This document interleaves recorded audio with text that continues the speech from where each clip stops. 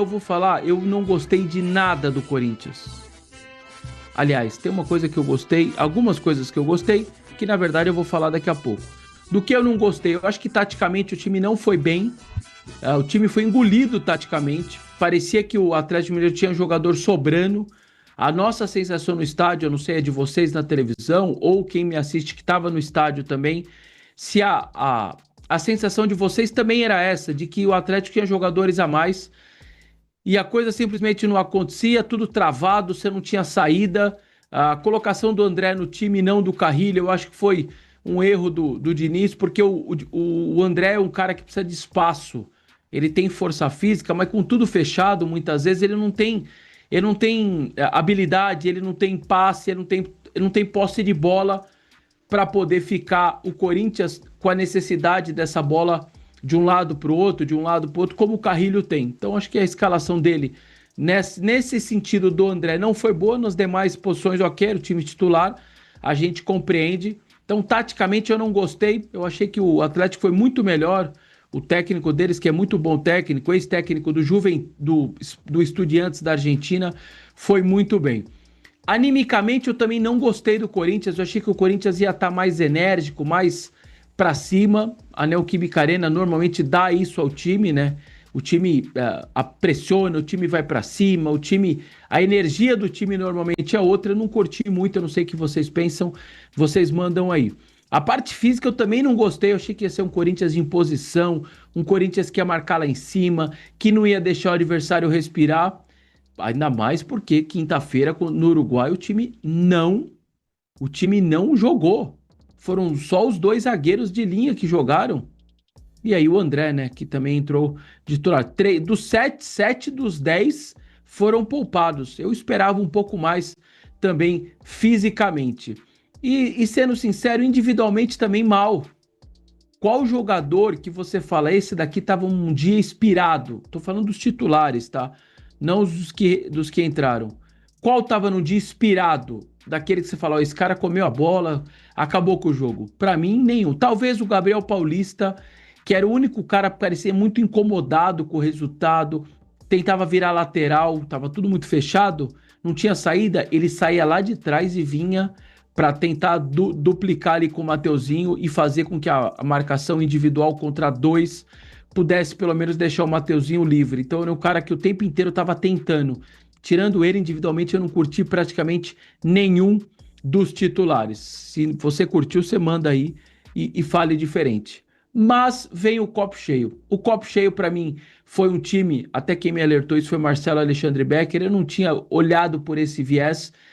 O time teve paciência para rodar a bola, não se apressou, o time não se afobou, não ficou dando espaço bobo no segundo tempo, porque se desse espaço como deu contra o Inter, lembra o jogo que o Dorival cai? Era um monte de espaço, uma hora a bola entrou, tomou 1-0, acabou o jogo. Então, acho que isso teve um ponto positivo, né? A paciência do time. Outro ponto positivo, claro, os caras que entraram, eu acho que todos que entraram agregaram bastante, todos eles ajudaram bastante. O Carrilho menos tempo, o Caio César entrou e ajudou muito. O Memphis sem ritmo, a gente vai falar dele daqui para frente, lá na frente. Mas é obviamente que o Labiá entrou muito bem. Fazer o gol que ele fez, gente, não é para qualquer um, ele é destro. Acertar aquele chute de esquerda é muito raro, é muito difícil. Se ele fosse com a direita, você vai lá, ok. Mas ele é destro, ele é destro, acertou de esquerda um chutaço daquele. E vocês vinham me acompanhando aqui. Eu falava, eu vinha avisando. Ele bate muito bem na bola. A bola parada dele é muito boa. Ele tem a bola parada, uma bola muito boa. E a gente viu que a bola hoje, como ele bate bem na bola, com o golaço que ele fez aos 42, quase 43 do segundo tempo, dando essa vitória muito, muito fundamental. Então, assim, eu acho que foi um jogo... não foi um jogo bom do Corinthians, acho que foi um jogo ruim do Corinthians, mas é um placar, claro, um placar gigantesco. Vitória 1-0, gol de Labiá, que já tinha feito no Uruguai, e a gente vai falar dele um pouquinho mais lá para frente também, beleza? Ó, eu falei sobre a importância da vitória e eu vou pedir agora para o pessoal da Viu Studios colocar aqui para vocês a tabela do campeonato e vocês vão perceber, tô olhando aqui, o Corinthians então pula para 15º com 21 pontos.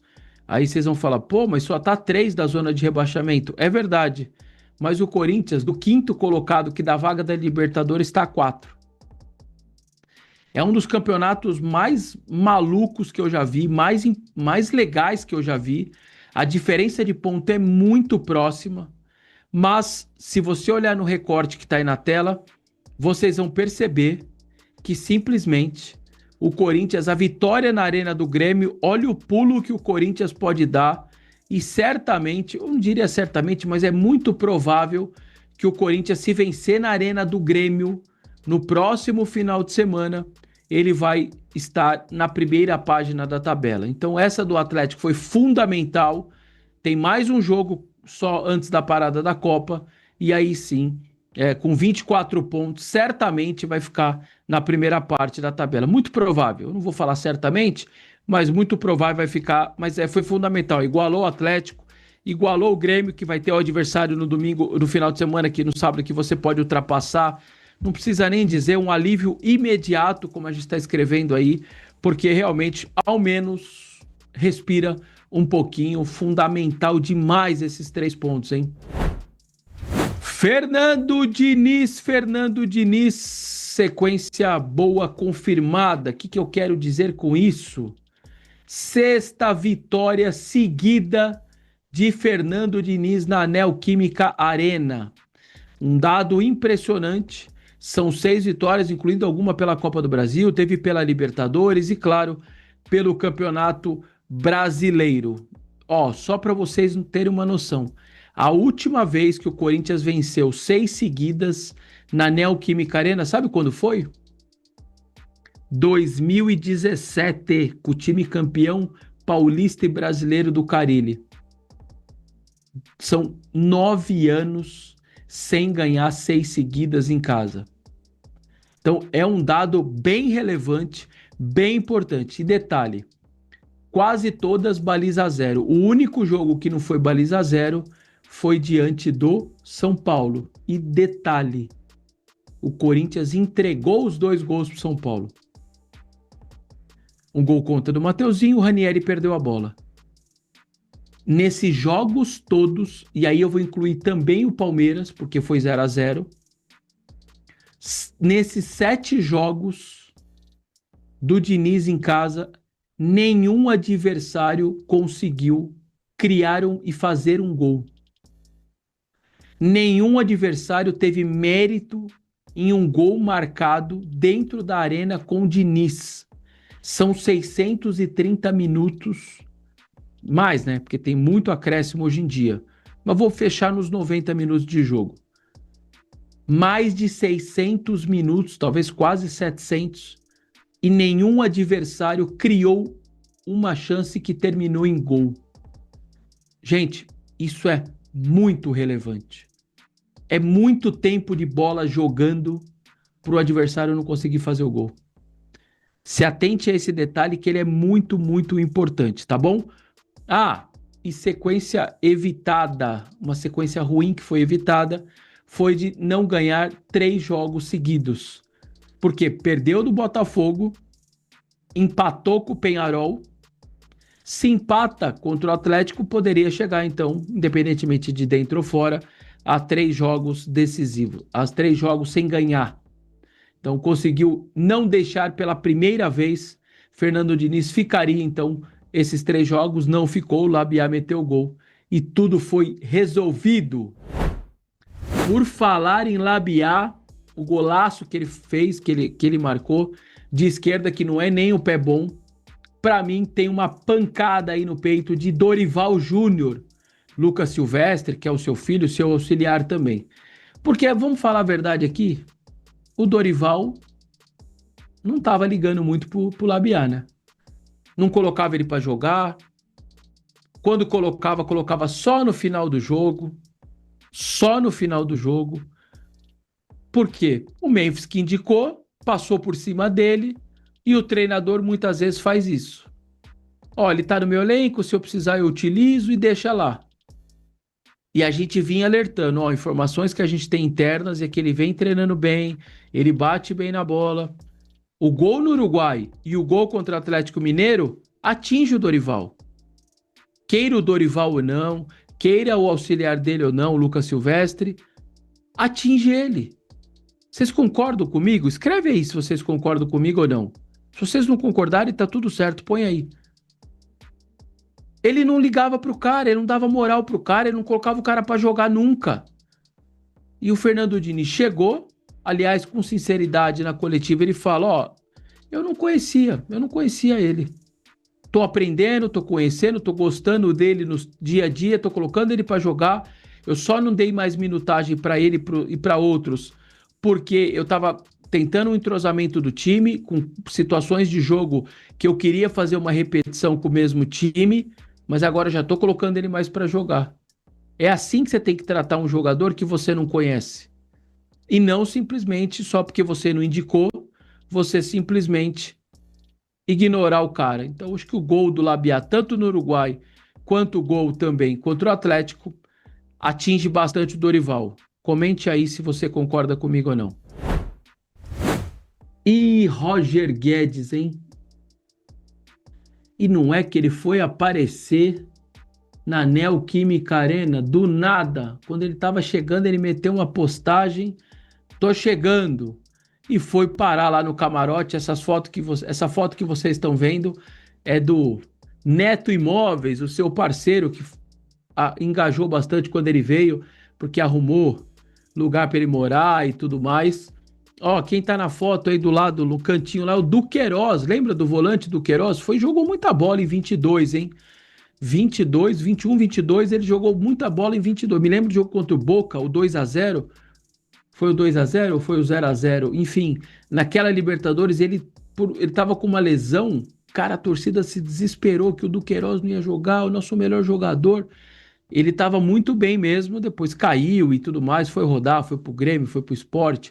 Tava lá na Rússia, tá voltando agora da Rússia, acho que tá sem clube a partir de agora, e ele é parceiro, mesmo empresário, e ele tava lá. E esse de jeans aí, ó, todo daquele estilo de Roger Guedes, estava aí na Neoquímica Arena, provavelmente vai ser um falatório em cima disso agora.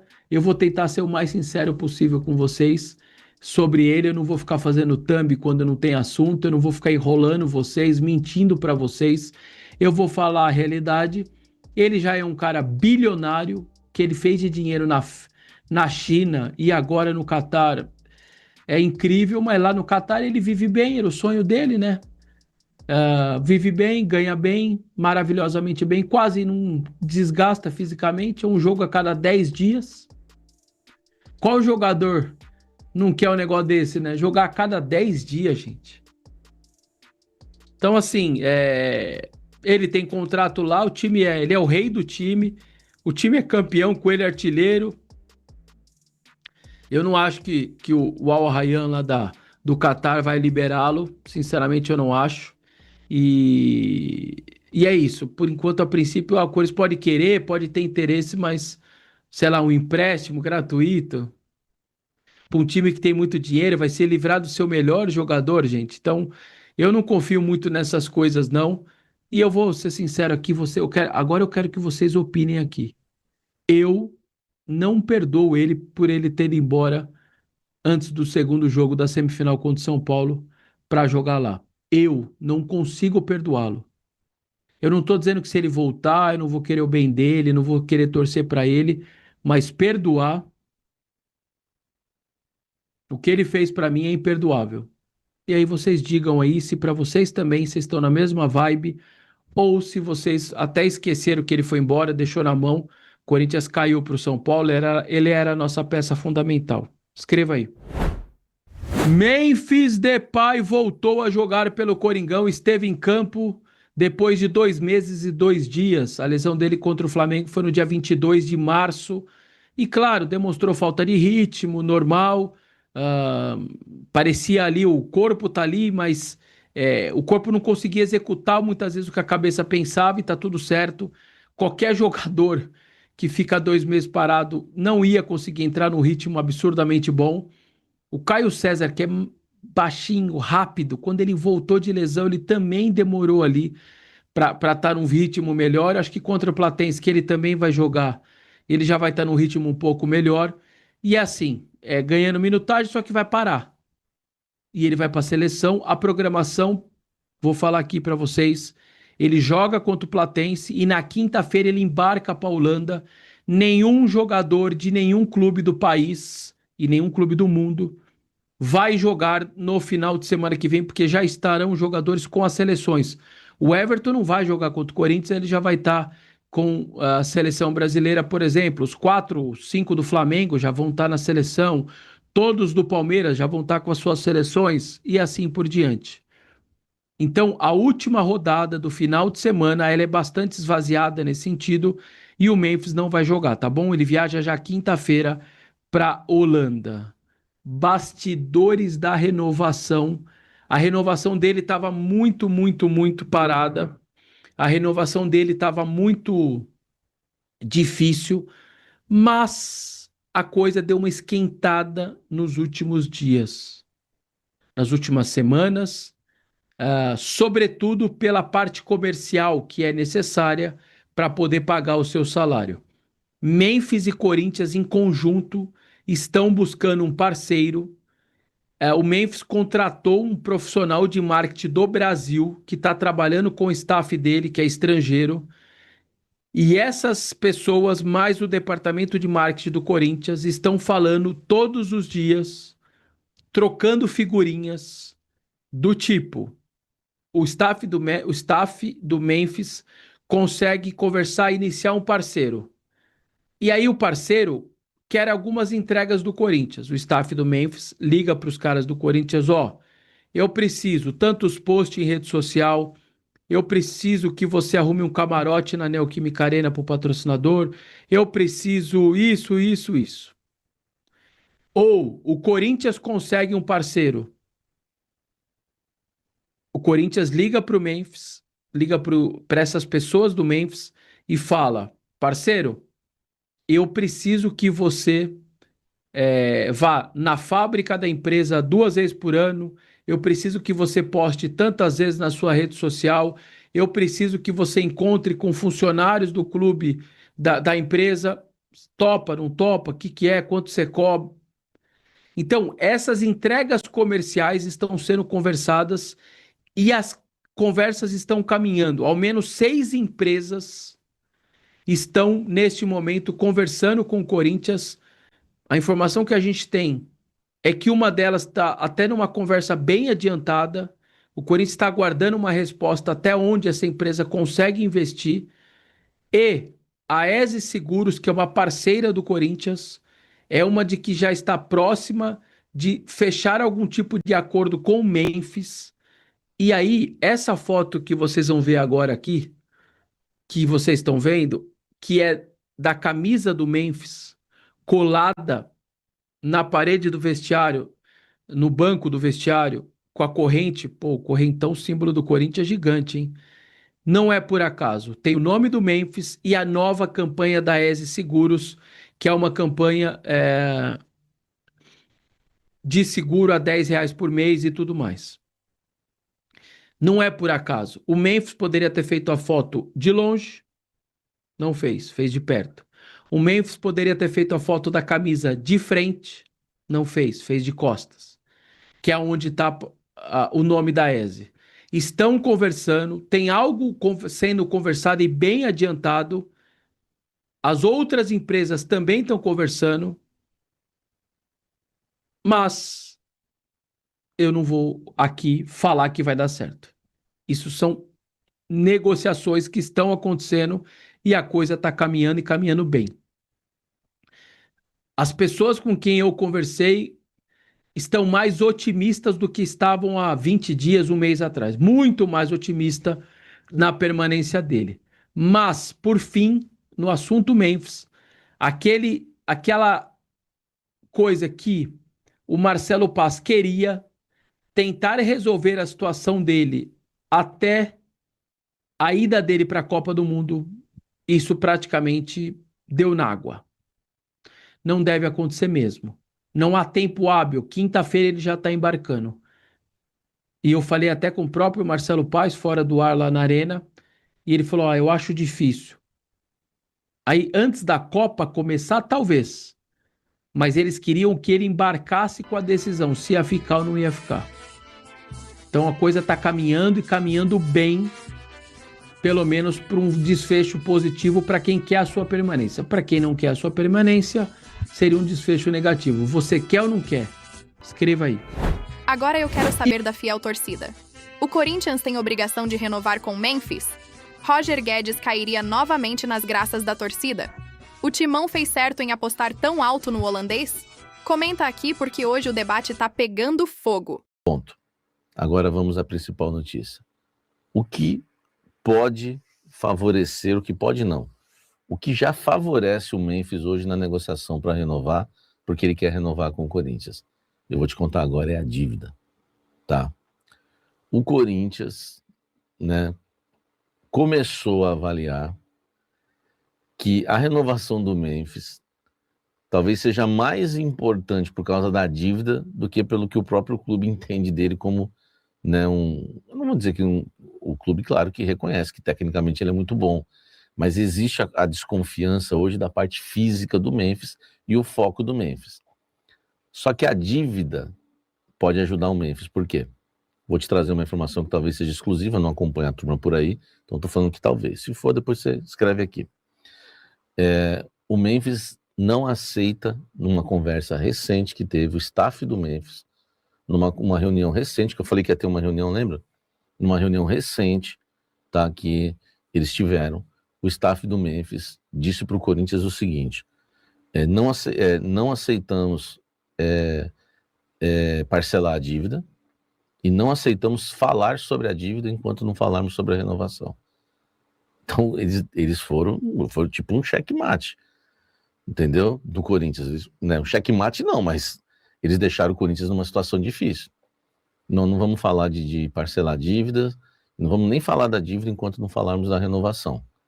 E aí, meu amigo, o negócio esbarrou, o Corinthians não consegue parcelar a dívida. E eles, inicialmente, né, já falaram para o Corinthians, se não renovar, não parcelamos a dívida. Vai ter que ser à vista. Vou repetir essa informação que eu estou dando para vocês, que é importantíssima, hein? E eu acredito ser exclusiva, vou até soltar a vinheta aqui. Pega essa, meu irmão. Exclusivo! Pega essa, meu irmão! Isso, segura essa! O staff do Memphis disse que não parcela a dívida se o Corinthians não renovar. Se o Corinthians decidir não renovar com o Memphis, o staff disse que o Corinthians vai ter que pagar o valor à vista, 42, 43 milhões de reais. E aí o Corinthians entende o seguinte, né, que se arrumar um parceiro para pagar o que o Memphis pedir, que ele aceita baixar, o valor ainda não foi conversado. Ele ainda não fala o valor, tá? Houve aquela conversa, né, de que pode ser o salário do Yuri, tá? Pode ser o salário do Yuri, 2 milhões e 400. Mas não tá certo isso. É melhor a gente não cravar nenhum valor ainda. Então vamos lá. Se tiver alguém para pagar os 2.400, o Corinthians renova. Por quê? Porque o Corinthians entende que vai parcelar a dívida, tá? Vai parcelar essa dívida, vai ser interessante para o Corinthians, vai evitar FIFA e transferban e até uma herança aí maldita, né, do Osmar. Vamos supor que o Osmar sai e vão falar quem deixou essa herança. Mais um que deixou, né? Todos deixam uma dívida e um transferban e vão falar que o Osmar deixou, ele não quer isso. Então ele entende que, né, a cúpula corintiana entende que se tiver alguém para pagar o salário do Memphis, ele baixando o salário, então tem que casar 3 coisas. O Memphis baixar o salário, tá? Um patrocinador pagar todo o salário dele e a dívida ser parcelada. E a dívida só vai ser parcelada se ele renovar. Se ele não renovar, aí, meu amigo, vai direto. Vai ter que pagar à vista. Esse é o problema. O Corinthians entende que às vezes é melhor renovar, do que encarar essa dívida. Porque houve uma conta que me falaram dentro do Corinthians, tem 18% de juros, não sei do que, mais imposto não sei do que, mas não sei do que, tem até uns nomes aí. O pessoal mais aí ligado ao direito esportivo vai saber o que eu estou falando, as siglas, enfim, tudo que tem aí que tem que pagar, porque esse valor de 43 milhões vai subir, isso vai ficar um valor bem mais elevado. Então valeria mais a pena fazer um contrato de 2 anos com o Memphis e renovar o contrato com ele, faz um contrato de 2 anos e parcela esse valor. E claro, né, com alguém pagando o salário dele. Então, gente, o que mudou? Mudou que o Memphis meio que tem uma carta na manga que dá uma esperança a mais para ele renovar, tá? Agora, o que não mudou? O que não mudou é que precisa do parceiro. E a Izzy ainda não falou quanto que ela está disposta a ajudar. Se ela falar, eu pago os 2 milhões por mês, aí o Corinthians vai renovar. Se ela falar assim, eu pago 2 milhões por mês e for o salário do Memphis, renova. Então continua sendo aquela informação, porque no futebol as coisas mudam, tá? As coisas mudam. Hoje o que não vai renovar, renova, o que vai renovar, não renova, mas não mudou por enquanto.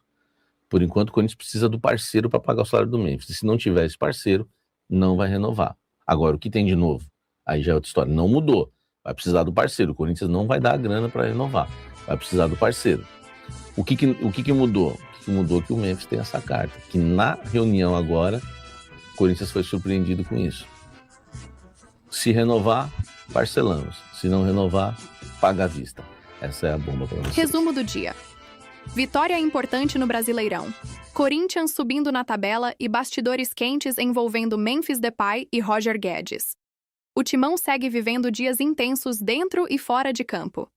Se você quer acompanhar tudo sobre o Corinthians, já se inscreve no canal e ativa o sininho. E claro, deixa sua opinião aqui nos comentários, fiel.